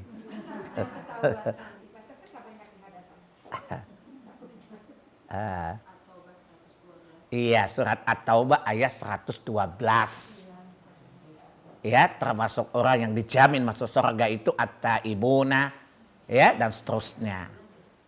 Ya, kemudian al-hafizuna li hududillah, dan orang-orang yang selalu menjaga hukum-hukum Allah. Oh, itu sekarang nggak pakai hadiah, bahkan kalau nggak jawab itu termasuk konditennya buruk itu di mata guru. Motivasi sih motivasi, udah tua begini nggak usah hadiah. Bu, sering ditanya itu sendiri sudah motivasi kan sebenarnya. Baik, persoalannya gini, bukan saya pengen uji ibu, bukan. Karena nanti ibu ditanya juga dong oleh orang. Jadi kalau terbiasa ditanya, jadi lama-lama jadi ingat. Masa Bu Tuti jauh-jauh datang ke sini, pulang tanya, "Mah, pelajarannya apa?" Tunggu buka catatan dulu ya. Baik. Berikutnya Bu. Ya. Saya pernah menjelaskan sebuah hadits yang ada di buku itu. Bahwa ketika Nabi sedang berada bersama 2 istrinya. Lalu datang seorang sahabat yang buta. Pertanyaan, siapa nama sahabat itu? Silakan Bu Murtiara. Lupa. Bu Popi, waktu itu dia nggak masuk. Abdullah bin Umi Maktum. Pertanyaan, apa yang Nabi perintahkan kepada istri-istrinya? Ibu yang tadi jawab, betulkah? Kan orang buta nggak lihat, kok disuruh tutup aurat sih? Ibu jawab yang tadi udah dulu. Ibu sebenarnya tidak kena kewajiban. Tapi karena ibu jawab, ibu yakin seperti itu. Nah, tapi kan yang nggak lihat ibu buka aurat. Kan sekali lagi belum tentu ya. Jadi coba lihat, biarpun ibu tutup aurat juga kalau perasaan, tetap ada perasaan. Ini persoalannya hadis. Apakah Nabi menyuruh istrinya menutup auratnya atau tidak? Jawaban ibu benar. Tadi, apa alasan Nabi? Bukan perasaan. Abdullah buta, kalian berdua kan nggak buta. Paham? Jadi coba lihat, istri Nabi itu hatinya tidak mungkin. Siapa yang mau tertarik dengan laki-laki buta, dengan laki-laki paling ganteng dan gagah dan masuk surga kayak Nabi? Paham? Hanya perempuan bodoh yang berani naksir laki-laki lain di sisi Nabi kan? Nah, tapi tetap aja Nabi menyuruh istrinya untuk apa? Berhijab. Bagaimana profesor bilang tidak apa-apa, yang penting hatinya. Ini menunjukkan apa? Profesor itu nggak punya otak. Berdasarkan hadis ini. Paham? Mana ada sih laki-laki buta datang, istri Nabi punya laki yang betul gagah, laki-laki tergagah di dunia, udah dijamin masuk surga lagi. Hanya orang gila yang naksir orang buta kan? Betul kan? Walaupun sesalinya Abdullah bin Maktum, kesalihannya tidak menyamai Rasulullah kan? Itu saja Nabi menyuruh istrinya berhijab. Apalagi selain istri Nabi. Apalagi jadi penyiar anak wanitanya misalnya. Dilihat tonton banyak orang. Orang buta. Padahal yang seharusnya tidak perlu kan orang yang matanya waras yang kita tutup. Ini orang buta suruh tutup. Artinya Nabi ingin memberi pelajaran pada kita bahwa orang buta saja kita wanita wajib berhijab darinya. Apalagi yang tidak buta. Tidak buta matanya, lebih gawat lagi kalau buta otak dan hatinya. Betul kan? Artinya akhlaknya buruk bukan?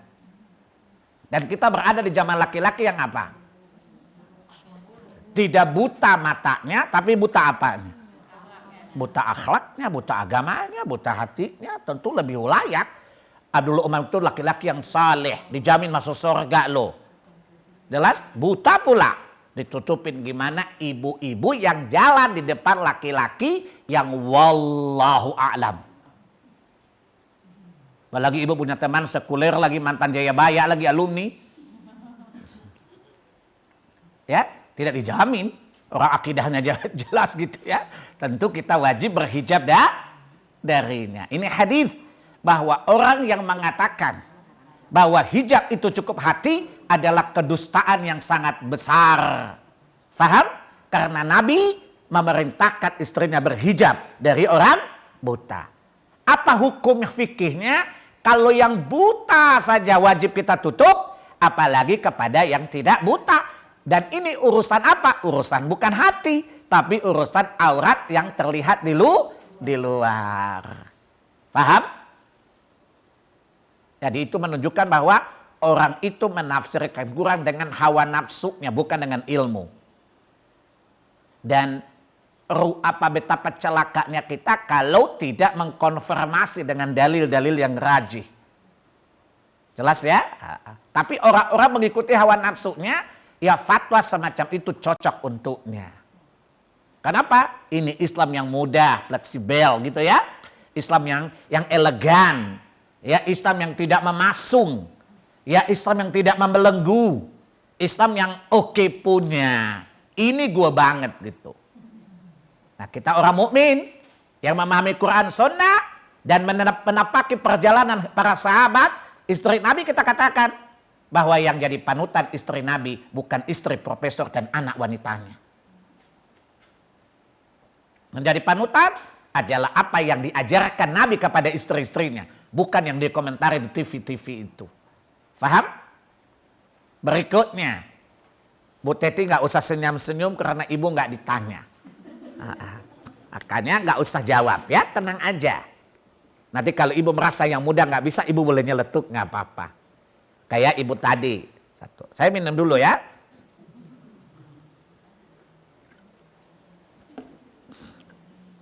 Saya nanya Bu Eva. Suami istri haram atau tidak haram saling melihat aurat masing-masing? Makruh. Tapi dhaif. Berarti yang kuat adalah boleh ya? Boleh. Nah pertanyaannya, suatu saat Bu Eva ditanya sama suami, di mana dalilnya boleh? Nah bawa hadis apa itu? Bawa dalilnya apa? Nah perkaranya boleh, tapi kan tidak semua laki kita itu menerima. Kan banyak laki yang sudah kenal sunnah kan? Pertama apa? Dari Quran dulu, surat berapa tadi? Surat 70 ayat berapa? 29, 30. Atau surat 23 ayat berapa? 5 sampai 3 sampai 5. Jelas ya? Itu menunjukkan apa? Bahwa halal untuk berhubungan maka halal pula segala sesuatunya. Sebab apa? Kalau ditanya gini, ditanya nih, bahwa sebenarnya pencegahan penglihatan kan karena diharamkannya kita apa? Berhubungan kan? Baik. Yang kedua, hadis Aisyah radhiyallahu anha ketika mandi tadi ya. Juga hadis orang sahabat bertanya tentang aurat mana yang harus kami tutup dan aurat mana yang boleh kami buka. Nabi menjawab apa? Tutuplah auratmu kecuali kepada istri kalian. Ini menunjukkan bahwa boleh seorang suami melihat aurat istrinya dan istrinya boleh melihat aurat suaminya. Jadi kalau misalnya ibu dengan suami nggak usah pakai jilbab, panjang lagi jilbabnya. Nah, kecuali kedinginan lagi demam nggak apa-apa, pakai mantel saja. Jelas ya? Kedua, pertanyaan berikutnya kepada ibu udah 60 belum? Belum. Untuk meyakinkan aja Bu. Baik ibu, jawab. Seorang laki-laki yang hendak meminang seorang wanita boleh melihat dan batas lihat mana saja?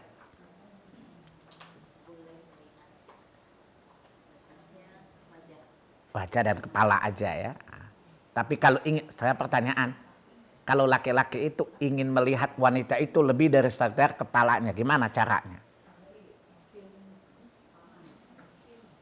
Kok yang ditanya lain, kenapa lain jawab? Pas giliran ditanya nggak jawab. Nah, tadi saya lupa jelasin. Nabi apa boleh menyuruh wanita lain datang untuk melihatnya. Jadi wanita yang melihat wanita tadi. Bukan. Itu yang boleh lihat kepalanya aja, masa yang lain dilihatin? Mukanya aja. Nah, kalau mau lihat yang lebih dalam, maka boleh mengutus seorang wanita kepadanya. Jelas ya? Baik, terakhir. Pertanyaan yang terakhir sebelum kita makan siang. Baik. Kepada siapa sajakah ini adalah ibu yang duduk di antara Bu Popi dan Bu Eva? Bu Siwi ya. Bu Siwi itu satu geng sama Bu Gina ya. Kemana Bu Gina? Oh dia takut ditanya rupanya. Bu Siwi, kepada siapa sajakah wanita boleh melihat kepalanya atau perhiasannya?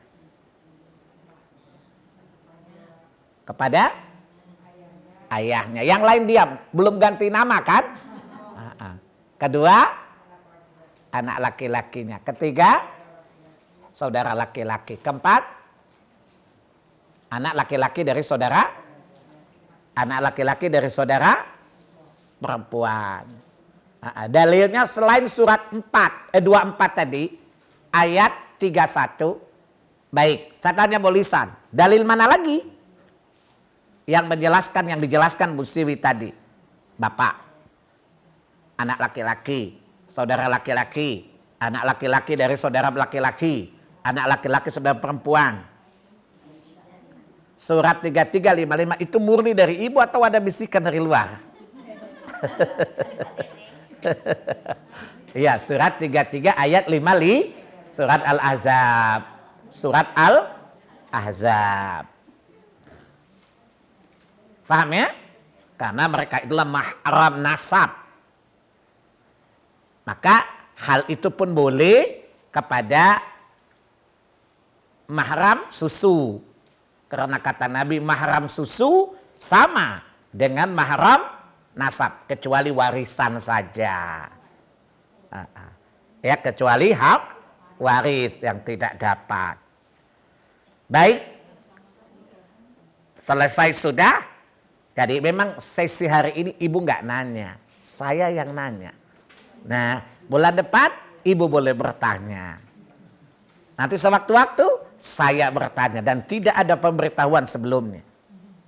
Yang jelas tidak tiap bulan ditanya-tanya. Ya.